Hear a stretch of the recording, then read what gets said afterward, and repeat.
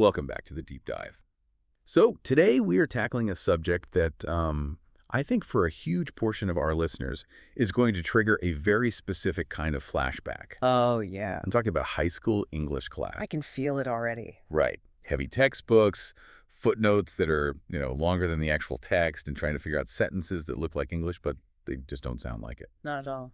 We were talking about Geoffrey Chaucer. The father of English literature. It's a title that carries a lot of weight and honestly a lot of dust. It really does. I think Yeah. the common perception is that Chaucer is this, this static ancient figure. You imagine a statue somewhere or a very, very serious bearded scholar who just sat at a desk with a quill his whole life. Which is completely understandable given how he's taught. But when we started digging into the sources for this, the historical records, the biographies, and especially some very recent archival discoveries from as late as 2022, the picture that emerges is just completely different. It is wild. Yeah. I mean, if you pitch this man's actual life as a movie script, I feel like Hollywood would probably reject it for being too cluttered. It strains credulity, it really does. The poet part of his life, that was also a side hustle. Right. The real Geoffrey Chaucer was a soldier, a spy, a diplomat, a prisoner of war, a member of parliament, A construction foreman. a construction foreman, and at one point, a suspect in a major felony case. And a man who, let's not forget this part, was literally paid his salary in wine. We are definitely going to unpack the wine. A gallon a day. So I guess the mission for today is to bridge that gap, to get from the dusty literary figure to the actual man. We want to understand how a wine merchant's son, who wasn't a noble, managed to navigate the most dangerous court politics of the Middle Ages, travel all over Europe on secret missions, and somehow find time to, legitimize the English language. It's a story about survival and adaptability and really being in the room where it happens. And what's fascinating is that the sources we have, historians call them the Chaucer life records, they rarely even mention his poetry. Really? Almost never. They're all about his day jobs. We have to piece together the artist from the paper trail of a bureaucrat. Okay, so let's start at the beginning then. You mentioned he wasn't a noble. I think I always assumed he was just because he was so close to kings and princes. But he came from trade. He did. He was born around 1343, we think, most likely in London. His family were vintners, wine merchants. Oh. Now, we shouldn't think of this as some small corner shop. His father, John Chaucer, was a prominent merchant with a royal appointment. He was moving serious inventory for the crown. So they had money. Yeah. They were comfortable, but they were definitely trade, not aristocracy. Exactly. They were the rising urban middle class before that was really even a defined concept. And I have to highlight a little nugget from the source material about his name, Chaucer. It sounds so fancy to our ears. It does. It sounds established, ancient. But it comes from the French word chaussier. Which means... It means a maker of chausses. Yep. Leggings, or, hose. Wait. So the great father of English literature is basically Geoffrey Leggings' maker. In a literal sense, yes. Now, by Geoffrey's time, the family had moved on from making leather leggings to importing wine, but the name stuck around. That's amazing. And even though they weren't nobles, they clearly had a lot of drama. There's a story in the records about his father, John Chaucer, that just sounds terrifying. This happened when he was just a kid. Yes, and this gives you a sense of the world Geoffrey was born into. So in 1324, Geoffrey's father, John, was 12 years old, and he was kidnapped. Kidnapped? By who? A rival gang? Pirates. By his own aunt? What? His aunt kidnapped him? She abducted her 12-year-old nephew, and her goal was to force him to marry her daughter. So John's own cousin. That is... Yeah. Wow. That's aggressive. Why would she do that? Real estate. It was all about property in Ipswich. She wanted to ensure that the family land stayed within her branch of the family tree. So if she could force the marriage, the property stays put. That feels like something out of a soap opera. Yeah. Or like Game of Thrones. It was a serious crime. The aunt was caught, she was imprisoned, and she was fined 250 pounds. Okay, 250 pounds. Mm. I mean, we hear that and think, okay, that's a nice dinner out. Right, but in the early 14th century, 250 pounds is a staggering sum. What are we talking in modern terms? Ballpark. Roughly 200,000 pounds today. So the fact that the family was involved in disputes with those kinds of numbers tells you they were financially secure. This is the chaotic, wealthy, urban London that Geoffrey grows up in. So he has the money, but in the Middle Ages, money isn't enough. You need status, you need access. How does the son of a wine merchant get into the royal court? Through the classic medieval internship, becoming a page. In 1357, we find the first written record of Geoffrey Chaucer's life. He's a teenager, and he's listed in the household accounts of Elizabeth de Burgh, the Countess of Ulster. And she is royalty. She's married to Lionel of Antwerp, the Duke of Clarence. Lionel is the second son of the king, Edward III. Oh, wow. So by getting his son a job as a page in this household, which, by the way, likely cost his father a fair bit of money to arrange Chaucer's dad, bought him a ticket into the absolute inner circle of the English nobility. And what does a page actually do? Is he just like fetching wine and polishing armor? I mean, he's serving at the table, he's holding robes, but he's also receiving an education. He's learning courtly manners, perfecting his French, which was the language of the court. He's learning how to hunt, how to ride. He is being groomed for a career in service to the crown. But being in that circle in the 1350s meant you had to do what the nobles did, and that meant fighting. Precisely. This is the middle of the 100 Years' War. Edward III is actively invading France, trying to claim the French throne. So, in 1359, a teenage Chaucer puts on armor and goes to France with the English army. And the sources imply this didn't exactly go great for him. It wasn't a glorious gladiator moment. It does not go particularly well, no. During the Siege of Rheims in 1360, Chaucer is captured by the French. He becomes a prisoner of war. And this is where we get a really interesting insight into his value, right? Because in the Middle Ages, if you capture a noble, you ransom him. Right. You catch a king or a duke, you can ask for a fortune. You catch a peasant, you might just kill him because he's worth nothing. Chaucer was somewhere in the middle. And the records show that the king, Edward III, actually contributed to his ransom. How much is a future literary genius worth in 1360? The king paid £16. 16 pounds. That sounds low. I mean, considering his aunt was fined 250 pounds. It does sound a bit like he was on the clearance rack, doesn't it? But we have to put it in context. In modern currency, £16 is nearly £15,000. Oh, okay. So it's not pocket change. It's the price of a decent used car. It shows he was a valued servant, someone they wanted back. But he wasn't, top-tier nobility who would command a king's ransom, literally. So the king pays the ransom, Chaucer gets released, he comes back to England. And then there's this period the historians call the gap years. From 1360 to 1366. Do we know what he was doing? It is a bit of a black box. He just disappears from the records. The prevailing theory is that he traveled. He likely went back to France, maybe to Spain, maybe Flanders. Some scholars think he even went on a pilgrimage to Santiago de Compostela. But what we know for sure is that when he reappears in 1367, he has leveled up. He's not a page anymore. No. He is listed as a valet or an esquire to the king. And this is where his career really pivots from, household servant to something much more interesting. He becomes a diplomat. And I think we need to clarify what diplomat means in the 1300s. Because I'm picturing someone in an embassy stamping visas, but that's not it, is it? Not at all. There were no permanent embassies. A diplomat was a special envoy sent on specific and often very secret missions. He was an intelligence agent.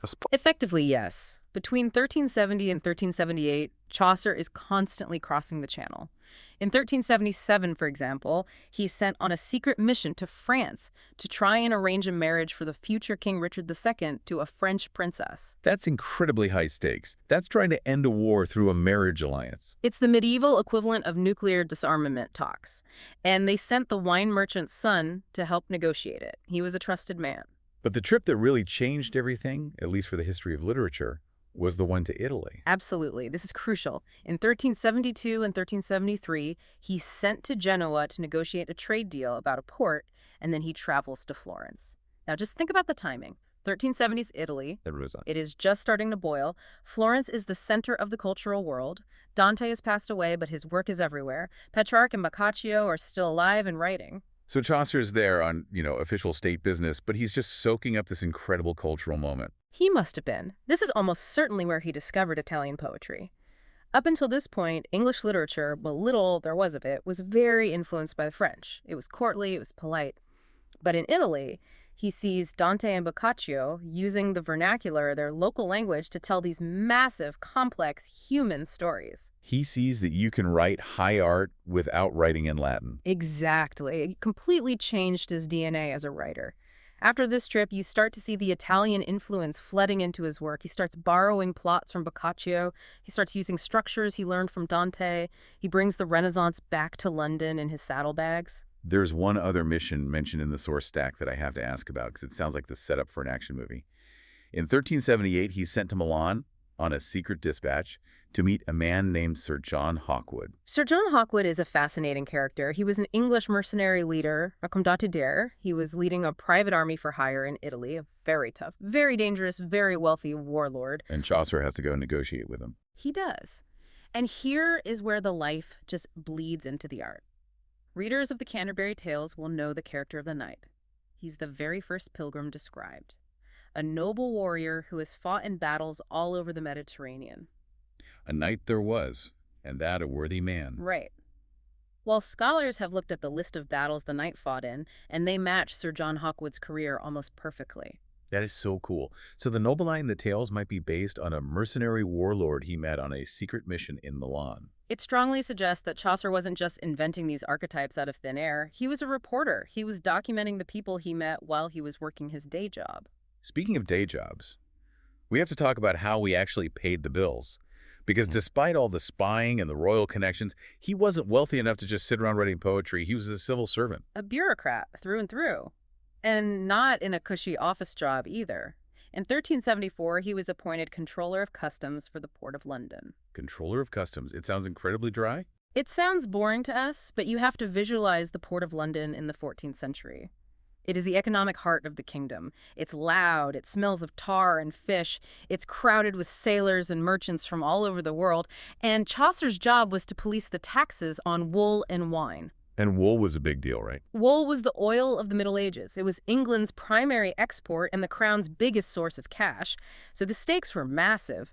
Chaucer had to watch the collectors to make sure they weren't stealing from the king, and watch the merchants to make sure they weren't smuggling. So he's basically an auditor on the docks. An auditor who had to write out all the ledgers by hand in his own hand. Yeah. He held this job for 12 years. 12 years. That is a long time to be staring at spreadsheets of wool exports.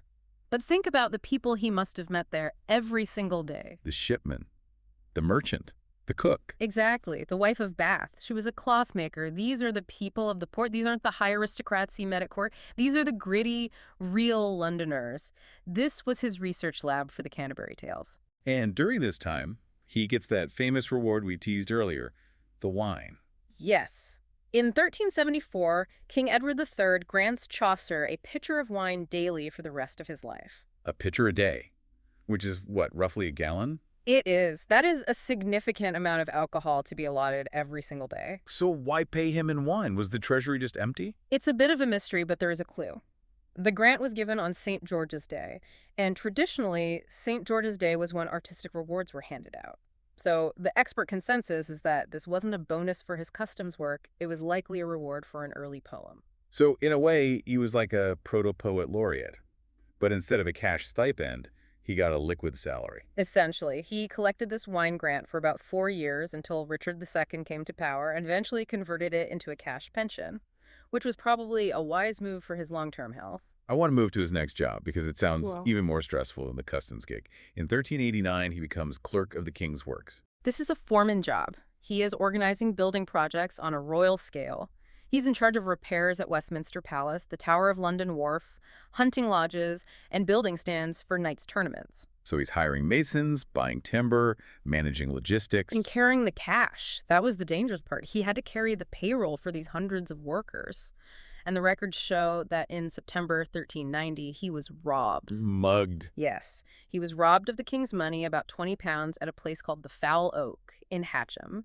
And there's some evidence in the legal records that he might have been beaten up or injured during the robbery. It really drives home the point that Chaucer was a man of the world. He wasn't sitting in an ivory tower. He was out there getting mugged while trying to build a wharf. And that lived experience is crucial. When he writes about violence or money or corrupt officials, he isn't guessing. He knows. He's seen it. It is amazing he wrote anything at all with this schedule. But write he did. And this brings us to the core of why we are talking about him. The language. We call him the father of English. But English existed before him. People were speaking it. Why was his choice to write in it so revolutionary? You have to understand the hierarchy of languages in the 14th century. It was a very strict caste system. If you were writing something serious, law, theology, history, science, you wrote in Latin. That was the international language of learning. And if you were fancy, for the court. If you were writing for the court or writing romance or poetry for the nobles, you wrote in Anglo-Norman French. That was the language of the aristocracy. In English. English was the vernacular. It was the language of the peasants, the language of the street. It was considered unstable, unpolished, and just, not capable of high art. It was a mess of different dialects, Kentish, Northern Midlands, without any standardized spelling. So for Chaucer, a man who spoke fluent French, who knew Latin, to say, no, I am going to write my masterpiece in English, that was a choice. It was a massive political and artistic gamble. He was effectively saying, I believe this street language is capable of holding complex philosophy, tragic romance, and high art. He was legitimizing the tongue of the common people. And he didn't just use the language. He kind of had to build it as he went, right? Because English was missing a lot of words. It was. If you wanted to describe a specific scientific concept or a nuanced emotion, English simply didn't have the vocabulary yet. So Chaucer imported it. The source notes that nearly 2,000 English words are first attested in Chaucer's manuscripts. Now, when we say first attested, does that mean he, invented them out of thin air? Not necessarily that he sat down and just made them up from scratch, the way Shakespeare sometimes did, Right. But he is the first recorded user. He was the one brave enough to pull them from French or Latin and anglicize them into English literature. He heard them and he used them. Okay, I want to read a few of these because what struck me is how essential they are. We couldn't have this conversation without them. Words like acceptable, Yeah. altercation, Amble, angrily, annex. Annoyance. Imagine living without the word annoyance. arbitration, army, arrogant, arsenic. Artillery aspect. It's incredible. It is. He was literally building the toolkit of the language as he went along. He gave us the words to describe our world. And he didn't just give us words, he gave us the rhythm. The meter, exactly. Before Chaucer, English poetry was often alliterative, relying on repeated sounds, like in Beowulf.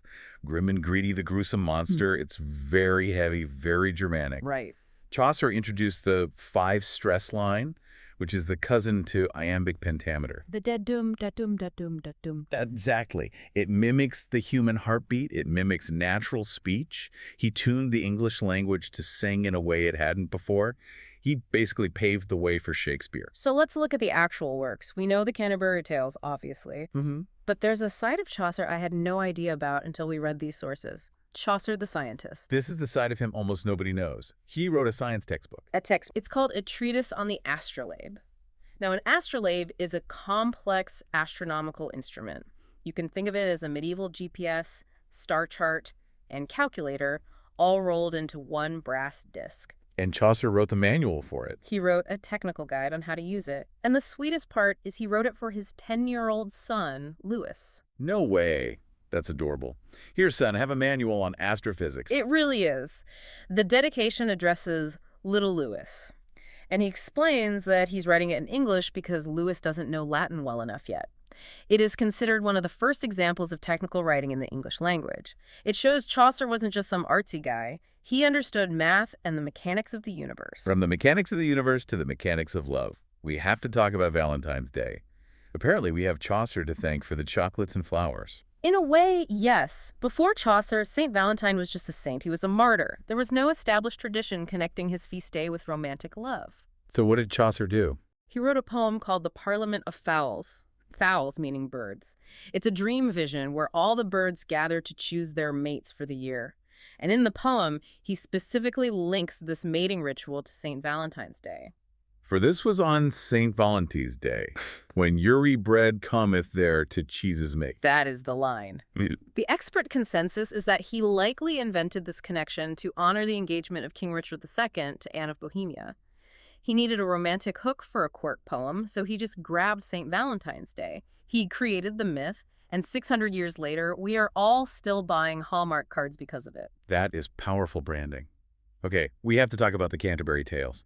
It's his masterpiece. It's the one everyone knows. It is. Begun in the 1380s, left unfinished when he died, a framing device of pilgrims traveling to Canterbury, telling stories to pass the time. And we know it was popular because of the manuscripts, right? The number of copies. Exactly. In the days before the printing press, books had to be copied by hand. It was expensive and it was slow. We have 83 surviving manuscripts of the tales. Is 83 a lot? For the 15th century, it's a blockbuster. It is huge. It shows that people were desperate to read this. And I think the reason is the variety. It has the noble knight, the holy parson, Mhm. but it also has the absolute filth. The churls, as he called them, the miller, the reeve, the summoner. I want to zoom in on something the source provided, an excerpt from the Summoner's Tale, because it really challenges that stuffy schoolbook image of him.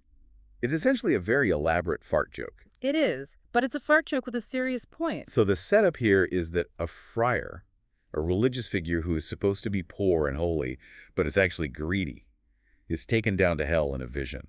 And he's looking around and he asks the angel, "Where are all the friars? I don't see any of us here. Are we so holy that none of us come to hell?" Which is just setting himself up for the fall. The angel says, "Oh, you want to see where the friars are?" And then, and I can't believe I'm about to say this on the deep dive, the angel tells Satan to lift up his tail. Show we forth thinners, as Chaucer writes. Show forth your arse. And what happens? Like bees swarming from a hive, 20,000 friars swarm out of the devil's backside. They fly around hell, and then they all creep back inside. That is so graphic. It's vivid, and it's hilarious, but it is also biting social commentary. Chaucer is saying that these friars, who claim to be the holiest men in England, are literally the filth inside the devil. It shows his range. He could write the technical manual for an astrolabe, a tender poem for Valentine's Day, and a joke about 20,000 friars in a devil's butt. It certainly makes you wonder about his relationship with the church.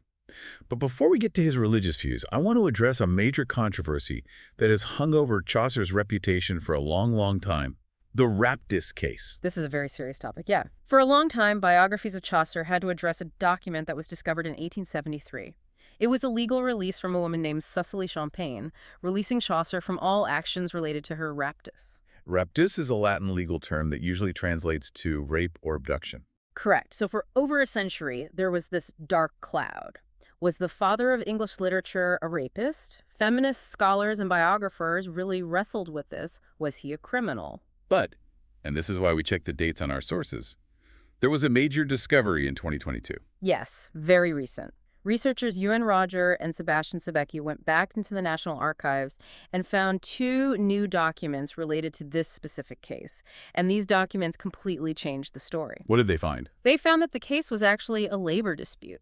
A labor dispute. How do you get from raptus to a labor dispute? Context is everything. It seems Cecily Champagne had been working for a man named Thomas Staunden. She left his employment before her contract was up to go work for Chaucer. Staunden sued. And in the medieval legal system, hiring someone who broke their service contract was considered a form of abduction of their service. So raptus in this context meant poaching an employee. Essentially, yes. It referred to the illegal transfer of a person's service. The new documents show that Chaucer and Cecily Champagne were actually co-defendants. They were on the same side, defending against Staunden's lawsuit.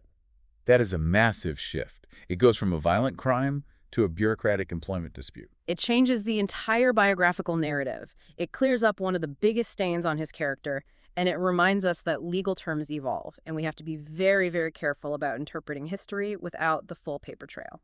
Speaking of interpreting history, let's talk about the end of his life, because there's another mystery there, the retraction. This is a real puzzle. At the very end of the Canterbury Tales, there is a short section where Chaucer basically apologizes for writing them. He apologizes for his life's work. He asks forgiveness from Christ for his worldly vanities. He specifically lists Troilus and Chryseid, the Parliament of Fowls, and the Tales of Canterbury, those that tend towards sin. And many a lecherous lyric, I think is the phrase. Yes. And he asks that people only remember his translations of saints' lives and other moral works. So why would he do that? Was he just scared of going to hell? That is a big question. Was it a sincere deathbed confession? You know, a moment of true piety as he faced mortality? Or was it a literary device, a way to inoculate himself against criticism from the church? I'm sorry I wrote these awesome, popular, dirty stories. Please forgive me. It does feel a bit like having your cake and eating it too. It does, and it connects to the broader question of his religion.